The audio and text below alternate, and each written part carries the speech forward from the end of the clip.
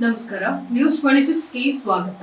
ಕರ್ನಾಟಕ ರಾಜ್ಯದಲ್ಲಿ 40 ಲಕ್ಷ ಜನಸಂಖ್ಯೆ, ಭಾರತ ದೇಶದಲ್ಲಿ 9 ಕೋಟಿ ಜನಸಂಖ್ಯೆ ಇರುವ ಬಂಜಾರ ಜನಾಂಗ ತಮ್ಮದೇ ಆದಂತಹ ಕಲೆ, ಸಂಸ್ಕೃತಿ, ಆಚಾರ ವಿಚಾರವನ್ನ ಪಾಲಿಸಿಕೊಂಡು ದೇಶದ ಸ್ವಾತಂತ್ರ್ಯಕ್ಕೆ ಹಾಗೂ ಅಭಿವೃದ್ಧಿಗೆ ಅಪಾರ ಸೇವೆಯನ್ನ ಸಲ್ಲಿಸ್ತಾ ಇದ್ದಾರೆ. ಆರ್ಥಿಕವಾಗಿ, ಸಾಮಾಜಿಕವಾಗಿ ಮತ್ತು ಶೈಕ್ಷಣಿಕವಾಗಿ ಹಿಂದುಳಿದಿರುವ ಬಂಜಾರ ಜನಾಂಗ ರಾಜಕೀಯವಾಗಿ ಮುಂದೆ ಬರಲು ಸಾಧ್ಯವಾಗ್ತಾ ಇಲ್ಲ. ಪೂರಕವಾಗಿ ರಾಜಕೀಯ ಪಕ್ಷಗಳು ಸಹ ಬಂಜಾರ ಸಮಾಜಕ್ಕೆ ಸೂಕ್ತ ಅವಕಾಶವನ್ನ ನೀಡ್ತಾ ಇಲ್ಲ. ಕರ್ನಾಟಕ ರಾಜ್ಯದಲ್ಲಿ 2023ರ ಸಾರ್ವತ್ರಿಕ ಚುನಾವಣೆಯಲ್ಲಿ ಕಾಂಗ್ರೆಸ್ ಪಕ್ಷ ಅಧಿಕಾರಕ್ಕೆ ಬರಲು ರಾಜ್ಯಾದ್ಯಂತ ಲಂಬಾಣಿ ಜನಾಂಗ ಬೆಂಬಲ ಸಹ ನೀಡಿದ್ರು. ಸಂಪುಟದಲ್ಲಿ ಮಂತ್ರಿ ಸ್ಥಾನ ಇವರಿಗೆ ನೀಡಲಿಲ್ಲ. ಮುಂದುವರೆದು 2024ರ ಲೋಕಸಭಾ ಚುನಾವಣೆಯಲ್ಲಿ ಸ್ಪರ್ಧಿಸಲು 5 ಮೀಸಲು ಕ್ಷೇತ್ರಗಳಲ್ಲಿ ಬಂಜಾರ ಸಮಾಜದವರಿಗೆ ಅವಕಾಶ ನೀಡದಿರುವುದು ಆತಂಕ ಹಾಗೂ ಅಚ್ಚರಿಯನ್ನ ಮೂಡಿಸಿದೆ. ಅತಿ ಹೆಚ್ಚು ಜನಸಂಖ್ಯೆ ಇರುವ ಕಲಬುರಗಿ, ಬಿಜಾಪುರ ಹಾಗೂ ಚಿತ್ರದುರ್ಗ ಕ್ಷೇತ್ರಗಳ ಪೈಕಿ ಚಿತ್ರದುರ್ಗ ಮೀಸಲು ಲೋಕಸಭಾ ಕ್ಷೇತ್ರಕ್ಕೆ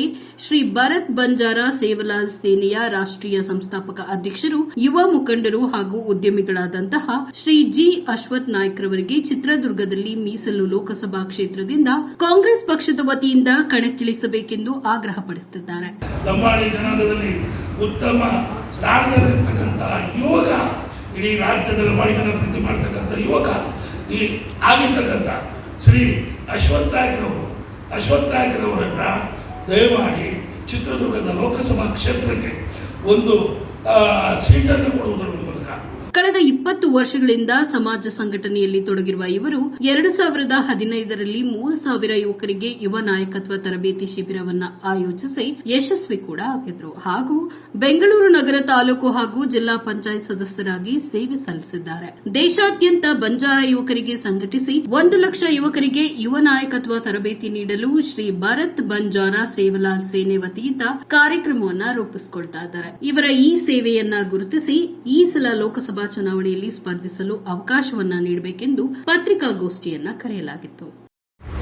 ಶ್ರೀ ಭಾರತ್ ಬಂಜಾರ ಸೇವಾಲಾಲ್ ಸೇನೆಯ ಸಂಸ್ಥಾಪಕ ಅಧ್ಯಕ್ಷರಾದಂತಹ ಜಿ ಅಶ್ವಥ್ ನಾಯ್ಕ್ ರವರಿದ್ದಾರೆ. ಕರ್ನಾಟಕ ಪ್ರದೇಶ ಬಂಜಾರ ಸೇವಾ ಸಂಘದ ಪ್ರಧಾನ ಕಾರ್ಯದರ್ಶಿ ಎಚ್.ವಿ. ಸಿದ್ಧಾನಾಯ್ಕ್ ರವರಿದ್ದಾರೆ. ಕರ್ನಾಟಕ ಪ್ರದೇಶ ಬಂಜಾರ ಸೇವಾ ಸಂಘದ ಉಪಾಧ್ಯಕ್ಷರಾದಂತಹ ರಾಮದಾಸ್ ನಾಯ್ಕ್ ರವರು ಈ ಪತ್ರಿಕಾಗೋಷ್ಠಿಯಲ್ಲಿದ್ದಾರೆ. ನಮ್ಮ ಸಮಾಜದ ಬಂಜಾರ ಸಮಾಜದ ಹಿರಿಯ ಮುಖಂಡರಾದಂತಹ ತುಮಕೂರಿನ ಮಾಜಿ ಜಿಲ್ಲಾ ಪಂಚಾಯತ್ ಸದಸ್ಯರು ಧೇನಾ ನಾಯ್ಕ್ ರವರಿದ್ದಾರೆ.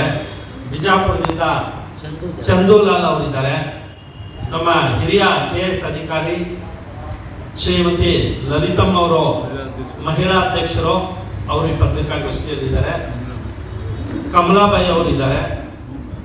ಹಾಗೆ ಸೋಮಶೇಖರ್ ನಾಯ್ಕ್ ಹಾಗೂ ವಿವಿಧ ನಮ್ಮ ದೇವರಾಜ್ ನಾಯ್ಕ್ ಹಾಗೂ ವಿವಿಧ ಸಂಘಟನೆಯ ಎಲ್ಲ ಪದಾಧಿಕಾರಿಗಳಿದ್ದಾರೆ.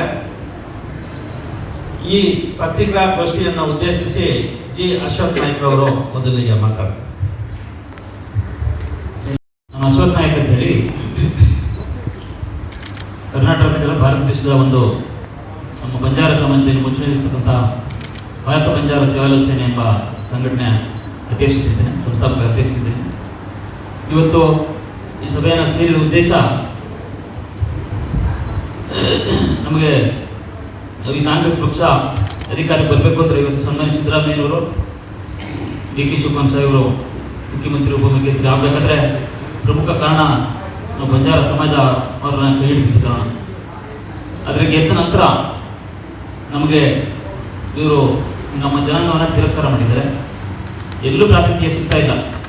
ಏನು ಭಾರತೀಯ ಜನತಾ ಪಕ್ಷ ನಮಗೆ ಸ್ಥಾನಮಾನ ಕೊಟ್ಟಿದ್ದರು ಯಡಿಯೂರಪ್ಪನಿದ್ದಾಗ, ಅದರಲ್ಲಿ 5% ನಮಗೆ ಸ್ಥಾನಮಾನ ಇಲ್ಲಿ ಸಿಗ್ತಾ ಇಲ್ಲ. ಇವತ್ತು ನಿಗಮ ಬಹಳ ಕಷ್ಟಪಟ್ಟು ನಾವು ಹೋರಾಟ ಮಾಡಿ ಯಡಿಯೂರಪ್ಪ ರಿಕ್ವೆಸ್ಟ್ ಮಾಡಿ ನಿಗಮ ಮಾಡಿದ್ರು. ತಾಂಡಾಭಿವೃದ್ಧಿ ನಿಗಮ ₹1 ಅನುದಾನ ಇಲ್ಲ ಇವತ್ತರೆಗೂ. ಅದರ ಸಮರ್ಥ ಅಧ್ಯಕ್ಷರು ಇಲ್ಲ. ಅದಾದ ನಂತರ ಒಂದು MLC ಇಲ್ಲ. ಹಲವಾರು ಸಾಕಷ್ಟು ನಮ್ಮ ಸಂಖ್ಯೆಯಲ್ಲಿ ತಾಂಡ ಗ್ರಾಮಗಳನ್ನ ಮಾಡ್ತೀವಿ ಅಂತ ಹೇಳಿದ್ರು. ಕಂದಾಯ ಗ್ರಾಮಗಳು, ಆ ಕಂದಾಯ ಗ್ರಾಮಗಳು ಸುಮ್ಮನೆ ಹೆಸರಿಗಷ್ಟೇ ಆ ಒಂದು ಕಡತದಲ್ಲೇ ಇದೆ. ಏನು ಜನಗಳಿಗೆ ತುಂಬ ಕಷ್ಟಪಡ್ತಾ ಇದೆ. ಕುಡಿಯೋಕ್ಕೆ ನೀರಿಲ್ಲ. ಈಗ ತಮಗೆ ಗೊತ್ತಿದೆ ಅಂತ ಆಗ ಜನ ಗುಳೆ ಹೋಗ್ತಾ ಇದ್ದಾರೆ. ಬಡತನ, ನಿರುದ್ಯೋಗ, ಈಗೆಲ್ಲ ಸಮಸ್ಯೆಗಳಿರುವಾಗ ಏನು ಸರ್ಕಾರದಲ್ಲಿ ಏನೇನು ಪರಿಸ್ಥಿತಿ ಇಲ್ಲ. MLA ಮಾಡಿದ್ರು, MLAಗಳು ಸಂಖ್ಯೆಯೂ ಕೂಡ ನಮಗೆ ಟಿಕೆಟ್ ಕಮ್ಮಿ ಕೊಟ್ಟರು. ನಮಗೆ ಜನಸಂಖ್ಯೆ ಅನುಕೂಲವಾಗಿ ಕೊಡಿ ಅಂತ ನಾವು ಎಷ್ಟೇ ರಿಕ್ವೆಸ್ಟ್ ಮಾಡಿದ್ರು ಅವರು ನಮ್ಮ ಕಡೆ ತಿರುಗಿ ನೋಡ್ತಾ ಇಲ್ಲ. ಹಾಗಾಗಿ ನಾವೆಲ್ಲ ಇಡೀ ಬಂಜಾರ ಸಮಾಜ ಈಗ ಬಹಳ ಒಂದು ನಮಗೆ ಕೋಪ ಇದೆ ಈ ಸರ್ಕಾರದ ಮೇಲೆ. ಹಾಗಾಗಿ ಏನೋ ಲೋಕಸಭೆ ಇವತ್ತು ಮೊನ್ನೆ ಮೊದಲನೇ ಪಟ್ಟಿ ರಿಲೀಸ್ ಮಾಡಿದ್ರು, ಆ ಬಿಜಾಪುರಕ್ಕೆ ಬಂಜಾರ ಸಮಾಜದ ಕೊಡ್ತಾ ಇದ್ರು, ಅಲ್ಲಿ ಕೊಡ್ತಾರೆ ಅಂತ ಅಲ್ಲೂ ಒಂದು ಟಿಕೆಟ್ ನಮ್ಗೆ ಕೊಡಲಿಲ್ಲ. ಈಗ ಸಂಪೂರ್ಣವಾಗಿ ನಿರ್ಲಕ್ಷ್ಯ ಮಾಡಿರುವಂಥ ಕಾಂಗ್ರೆಸ್ ಪಕ್ಷಕ್ಕೆ ನಾವು ಮನವಿ ಮಾಡ್ತಾ ಇದ್ದೇವೆ. ಚಿತ್ರದುರ್ಗ ಲೋಕಸಭಾ ಕ್ಷೇತ್ರಕ್ಕೆ ನಮಗೆ ಒಬ್ಬ ಸಮರ್ಥ ಅಭ್ಯರ್ಥಿಯನ್ನ ನೀವು ಲೋಕಸಭೆಗೆ ಒಂದು ಟಿಕೆಟ್ ಕೊಡಬೇಕು. ನಾವು ಖಂಡಿತ ಗೆದ್ದು ಬರ್ತೀವಿ. 35% ಬಂಜಾರ ಜನಾಂಗ ನಮ್ದು ಇರ್ತಕ್ಕಂಥದ್ದು. ಹಾಗಾಗಿ ಸನ್ಮಾನ್ಯ ಮುಖ್ಯಮಂತ್ರಿಗಳು, ಉಪ ಮುಖ್ಯಮಂತ್ರಿಗಳು, ಸಂಬಂಧಪಟ್ಟವರಿಗೆ ನಾವು ಮನವಿ ಮಾಡ್ತಾ ಇದ್ದೇವೆ. ಇವತ್ತು ನಾವೆಲ್ಲ ಸಮಾಜದ ಮುಖಂಡರುಗಳು ಸೇರಿ ಚಿಂತನೆ ಮಾಡಿದ್ದೇವೆ. ಖಂಡಿತ ನಾವು ಈ ಅನ್ಯಾಯನ ಸಹಿಸ್ಕೋಬಾರ್ದು, ಈ ಸರ್ಕಾರದಲ್ಲಿ ಪ್ರಾತಿನಿಧ್ಯ ಸಿಗಲೇಬೇಕು ಅನ್ನೋ ವಿಚಾರವಾಗಿ ಇವತ್ತು ಮಾತಾಡಿದ್ದೇವೆ. ಅದಕ್ಕೆ ನಾನೇ ಅಭ್ಯರ್ಥಿ ಆಗ್ತೀನಿ, ಯಾಕಂದ್ರೆ ನಮ್ಮಲ್ಲಿ ಯಾರು ಕೇಳಿರಲಿಲ್ಲ. ಹಾಗಾಗಿ ನಾನೇ ಅಭ್ಯರ್ಥಿ ಮಾಡ್ತೀನಿ, ನನಗೆ ಅವಕಾಶ ಮಾಡಿಕೊಡಿ ಅಂತ ಹೇಳಿದ್ದೀನಿ. ನನಗೆ ಕೊಡಬೇಕು ಅಂತ ಏನಿಲ್ಲ, ನಮ್ಮ ಸಮಾಜದಲ್ಲಿ ಯಾರು ಕೊಟ್ಟರು ನಾನು ಹೋಗ್ತೀನಿ. ದಯವಿಟ್ಟು ನಮ್ಮ ಸಮಾಜಕ್ಕೆ ಅನ್ಯಾಯ ಮಾಡಬೇಡಿ, ಇದೊಂದು ಅವಕಾಶ ಕಲ್ಪಿಸಿಕೊಟ್ಟು ನಮ್ಮ ಜನಾಂಗದ ಅಭಿವೃದ್ಧಿಗೆ ತಾವು ಸಹಕಾರ ಮಾಡಿ ಅಂತ ಕೇಳೋ ದೃಷ್ಟಿಯಿಂದ 20 ಕರೆದಿದೆ. ನಮ್ಮ ಪತ್ರಿಕಾಗೋಷ್ಠಿಯನ್ನ ಉದ್ದೇಶಿಸಿ ನಾಯಕ ಅವರು ಮಾತಾಡ್ತಾರೆ. ಸರ್ ನೇರವಾಗಿ ಚೆನ್ನಾಗಿ ಸರ್ ಪತ್ರಿಕಾ ಪ್ರತಿನಿಧಿಗಳಿಗೆ ಪ್ರೀತಿಯ ಸ್ವಾಗತ. ಇವತ್ತು ನಾವು ಬೆಂಗಳೂರು ಮಧ್ಯಭಾಗದಲ್ಲಿ ಒಂದು ಚಿತ್ರಮಂದಿರ ಸಭೆ ಏನಪ್ಪ ಅಂತಂದರೆ, ನಮ್ಮ ಲಂಬಾಣಿ ಜನಾಂಗಕ್ಕೆ ಕರ್ನಾಟಕ ರಾಜ್ಯದಲ್ಲಿ ಒಂದೇ ಒಂದು ಸ್ಥಾನ MP ಸೀಟ್ ಕೇಳ್ತಾ ಇದ್ದೀವಿ. ನಾವು ಯಾಕೆ ಅಂತ ಕೇಳ್ತಿಲ್ಲ, ಬೇರೆ ಬೇರೆ ಪಕ್ಷದವರು ಬೇರೆ ಬೇರೆ ಕಡೆ ಎಲ್ಲ ಕೊಟ್ಟಿದ್ದಾರೆ. ಕಾಂಗ್ರೆಸ್ ಪಕ್ಷಕ್ಕೆ ನಾವು ಆ ಪಕ್ಷ ಹುಟ್ಟಿದಾಗಲಿಂದ ಬಂಜಾರ ಸಮುದಾಯ 100% ಕಾಂಗ್ರೆಸ್ ಪಕ್ಷದ ಜೊತೆಗಿದೆ. ಯಾವುದಾದ್ರೂ ಪಕ್ಷ ಕಾಂಗ್ರೆಸ್ ಪಕ್ಷಕ್ಕೆ ಶಕ್ತಿ ತುಂಬುವ ಅತ್ಯದ್ಭುತವಾದ ಪಕ್ಷ ಜನಾಂಗ ಇದೆ ಅಂತಂದ್ರೆ ಅದು ಲಂಬಾಣಿ ಜನಾಂಗ. ಈ ಲಂಬಾಣಿ ಜನಾಂಗನ ದಯವಿಟ್ಟು ಯಾವುದೇ ಕಾರಣಕ್ಕೂ ಕಾಂಗ್ರೆಸ್ ಪಕ್ಷದ ವರಿಷ್ಠರು ಕಡೆಗಣಿಸಬಾರ್ದು. ದಯವಿಟ್ಟು ಪರಿಗಣನೆಗೆ ತೆಗೆದುಕೊಂಡು ನಮ್ಮ ಜನಾಂಗದಲ್ಲಿ ಒಬ್ಬ ಅದ್ಭುತವಾದ ಶಕ್ತಿಯುತವಾದ ಧೈರ್ಯವಂತ ಬುದ್ಧಿವಂತ ನಾನಿ ಸಂಘಟನಾ ಚಾತುರ್ಯ ಇರತಕ್ಕಂಥ ಒಬ್ಬ ವ್ಯಕ್ತಿ, ಒಬ್ಬ ಶಕ್ತಿ ನಮ್ಮ ಸಮಾಜದಲ್ಲಿ ಇದ್ದಾನೆ. ಆತನನ್ನು ನಾವೆಲ್ಲರೂ ಕೂಡ ಕರ್ನಾಟಕ ರಾಜ್ಯಾದ್ಯಂತ ಎಲ್ಲ ಲಂಬಾಣಿ ಜನಾಂಗ ಒಕ್ಕೊರಳಿನಿಂದ ಅವರ ಜೊತೆಗಿದ್ದವರಿಗೆ ಶಕ್ತಿಯನ್ನು ತುಂಬತಕ್ಕಂಥ ಕೆಲಸ ಇವತ್ತು ನಾವು ಒಗ್ಗಟ್ಟಿಂದ ನಾವು ಮಾಡಿದ್ದೇವೆ. ಆದ್ದರಿಂದ ನಾನು ದಯಮಾಡಿ ಕರ್ನಾಟಕ ರಾಜ್ಯ ಸರ್ಕಾರದ ಮಾನ್ಯ ಮುಖ್ಯಮಂತ್ರಿಗಳಾದ ಸನ್ಮಾನ್ಯ ಸಿದ್ದರಾಮಯ್ಯ ಸಾಹೇಬರವರಿಗೆ ಮತ್ತು ಇದೇ ರಾಜ್ಯದ ಪವರ್ಫುಲ್ ಮಂತ್ರಿ ಆಗಿರ್ತಕ್ಕಂಥ DK ಶಿವಕುಮಾರ್ ಅವರಿಗೆ ಮತ್ತು ಈ ರಾಜ್ಯದ ಉತ್ತಮ ದಕ್ಷ ಆಡಳಿತಗಾರರಾಗಿರ್ತಕ್ಕಂಥ ಡಾಕ್ಟರ್ G ಪರಮೇಶ್ವರ್ ಅವರಿಗೆ ಮತ್ತು ಅನೇಕ ಮಂತ್ರಿ ಮಹೋದಯರವರಿಗೆ, ಶಾಸಕರಿಗೆ ನಾನು ಈ ಸಂದರ್ಭದಲ್ಲಿ ಈ ಪತ್ರಿಕಾಗೋಷ್ಠಿಯ ಮುಖಾಂತರ ನಾನು ಕೈ ಮುಗಿದು ಪ್ರಾರ್ಥನೆ ಮಾಡಿಕೊಳ್ಳೋದೇನಪ್ಪ ಅಂತಂದರೆ, ಒಂದೇ ಒಂದು ಬೇಡಿಕೆ ನಮ್ಮ ಜನಾಂಗಕ್ಕೆ.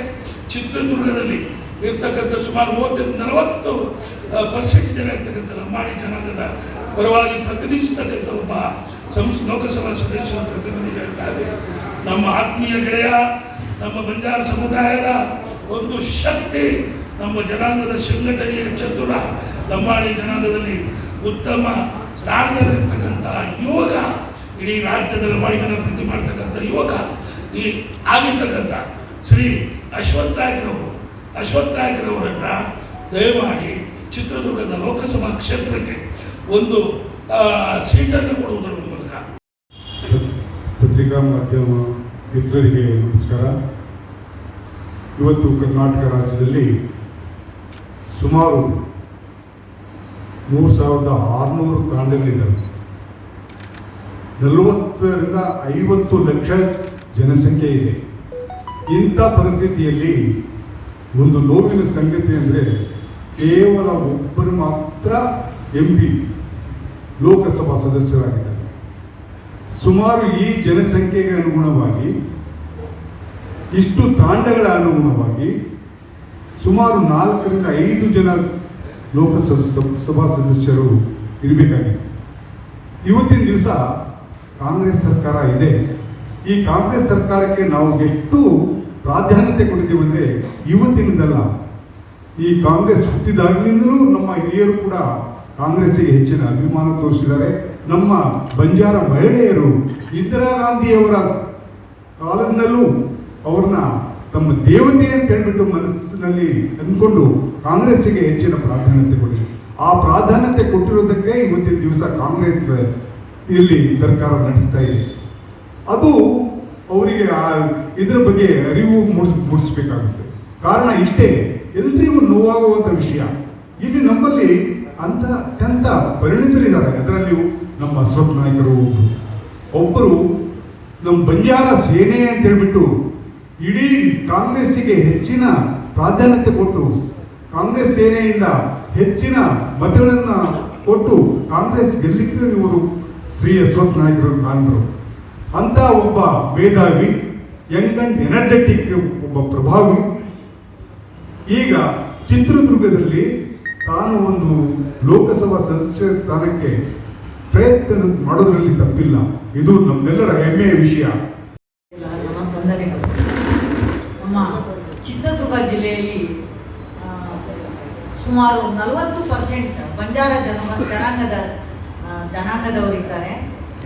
ಅಲ್ಲಿ ನಾವು ಶ್ರೀಯುತ ಅಶ್ವಥ್ ಅವರಿಗೆ MP ಸೀಟನ್ನು ಕೊಡಬೇಕು ಅಂತ ಈಗ ನಮ್ಮ ಕಾಂಗ್ರೆಸ್ ಸರ್ಕಾರಕ್ಕೆ ಮನವಿ ಮಾಡ್ತೇವೆ. ಅವರು ಯಾವುದೇ ಕಾರಣಕ್ಕಾಗೂ ತಪ್ಪದೆ ಶ್ರೀ ಅಶ್ವಥ್ ಅವರಿಗೆ MP ಟಿಕೆಟನ್ನು ಕೊಡಬೇಕು ಅಂತ ನಾನು ಎಲ್ಲರ ಪರವಾಗಿ ವಿನಂತಿಸುತ್ತೇನೆ. ಇದು ತುರ್ತಾಗಿ ನಡೆಸಿದಂತಹ ಚಿಂತನಾ ಸಭೆಯ ತೀರ್ಮಾನ ಏನಂತಂದ್ರೆ,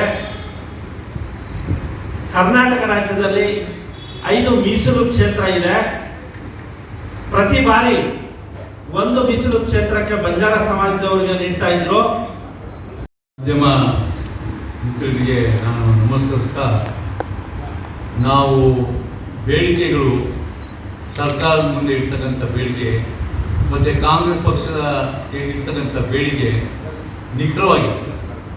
ಏನಪ್ಪ ಅಂದರೆ, ಈ ಒಂದು ಸಮಾಜಕ್ಕೆ ಇಡೀ ಭಾರತ ದೇಶದ ಇತಿಹಾಸದಲ್ಲಿ, ಕರ್ನಾಟಕದ ಒಂದು ಇತಿಹಾಸದಲ್ಲಿ BJP ಪಕ್ಷದಿಂದ ಒಬ್ಬರನ್ನ ಕ್ಯಾಂಡಿಡೇಟ್ ಮಾಡಿ ಉಮೇಶ್ ಜಾಧವ್ ಡಾಕ್ಟರ್ ಅವ್ರನ್ನ ಅಲ್ಲಿ ಗುಲ್ಬರ್ಗಾದಲ್ಲಿ ಇವತ್ತು ದಿವಸ ಸಂಸತ್ತನ್ನು ಪ್ರವೇಶ ಮಾಡ್ತಕ್ಕಂಥ ಒಂದು ಅವಕಾಶವನ್ನು BJP ಪಕ್ಷ ಮಾಡಿತ್ತು. ಹಾಗೆ ನಮ್ಮ ಕಾಂಗ್ರೆಸ್ ಪಕ್ಷ ಬಿಜಾಪುರದಲ್ಲಿ 2 ಸಾರಿ 3 ಸತಿ ಕೊಟ್ಟಿದ್ರು. ಆದರೆ ಅಲ್ಲಿ ಕೆಲವು ಕಾರಣಾಂತರಗಳಿಂದ ಅಭ್ಯರ್ಥಿ ಗೆಲುವು ಸಾಧ್ಯವಿಲ್ಲ. ಈಗ ಕಾಂಗ್ರೆಸ್ ಪಕ್ಷಕ್ಕೆ ಈಗ ಹೆಚ್ಚಿನ ಬೆಂಬಲವನ್ನು ಕೊಟ್ಟಿರ್ತಕ್ಕಂಥ ಈ ನಮ್ಮ ಬಂಜಾರ ಸಮಾಜ ಇವತ್ತು ದಿವಸ ಹೇಳ್ತಾ ಇದ್ದಾರೆ, ಕಾಂಗ್ರೆಸ್ ಪಕ್ಷ ಈ ಲಂಬಾಣಿ ಸಮಾಜ ಎಲ್ಲ ಜಾತಿ ಜನಾಂಗಕ್ಕೆ ಸಾಮಾಜಿಕ ನ್ಯಾಯವನ್ನು ಕೊಡ್ತಕ್ಕಂಥ ಒಂದು ಕೆಲಸವನ್ನು ಮಾಡ್ತಾ ಇದ್ದೇವೆ ಅಂತ ದಿನ ಬೆಳಿಗ್ಗೆ ಅಂದರೆ ಪೇಪರ್ಗಳಲ್ಲಿ ಎಂಥ ಅಡ್ವರ್ಟೈಸ್ಮೆಂಟ್ ಕೊಡ್ತಾರೆ ಅಂದರೆ ನಿಜವಾಗ್ಲೂ ಅಂಥ ಅಡ್ವರ್ಟೈಸ್ಮೆಂಟು ನಿಜವಾಗ್ಲೂ ಸ್ವಾಗತಾರ್ಹ. ಅದಕ್ಕೆ ತಕ್ಕಂತೆ ನಡೆದುಕೊಳ್ತಕ್ಕಂಥ ಕಾರ್ಯವನ್ನು ಕಾಂಗ್ರೆಸ್ ಪಕ್ಷ ಮಾಡಬೇಕಾಗಿತ್ತು. ಕಾಂಗ್ರೆಸ್ ಪಕ್ಷದಲ್ಲಿ ಇವತ್ತೊಂದು ದಿವಸ ಸಿದ್ದರಾಮಯ್ಯನವರು ಹೇಳ್ತಕ್ಕಂಥ ಮಾತು, ಏನೇ ಆಗಲಿ ಎಲ್ಲ ಜನಕ್ಕೂ ಸಮಪಾಲು, ಎಲ್ಲರೂ ಕೂಡ ನಾನು ಪ್ರಾತಿನಿಧ್ಯ ಕೊಡ್ತೀನಿ. ನಾನು ಕಾಂಗ್ರೆಸ್ ಪಕ್ಷ ಈ ಕರ್ನಾಟಕದಲ್ಲಿ ಎಲ್ಲ ಜಾತಿ ಜನರು ಯಾವುದೂ ಕೂಡ ನೋವು ಕೊಡದೇನೆ ಅವರಿಗೆ ಸರಿಸಮಾನವಾಗಿ ಹಕ್ಕನ್ನು ಕೊಡ್ತಕ್ಕಂಥ ಕೆಲಸವನ್ನು ಮಾಡ್ತೀನಿ ಅಂತಕ್ಕಂಥದ್ದನ್ನ ಸಿದ್ದರಾಮಯ್ಯ ಹೇಳ್ತಿದ್ದಾರೆ. ಇದಾಗಿತ್ತು ಲೇಟೆಸ್ಟ್ ಅಪ್ಡೇಟ್ಸ್. ಇನ್ನಷ್ಟು ಸುದ್ದಿಗಾಗಿ ನೋಡ್ತಾ ಇರಿ News 26 ಕನ್ನಡ. ನಾವು ನಿಮ್ಮೊಂದಿಗೆ.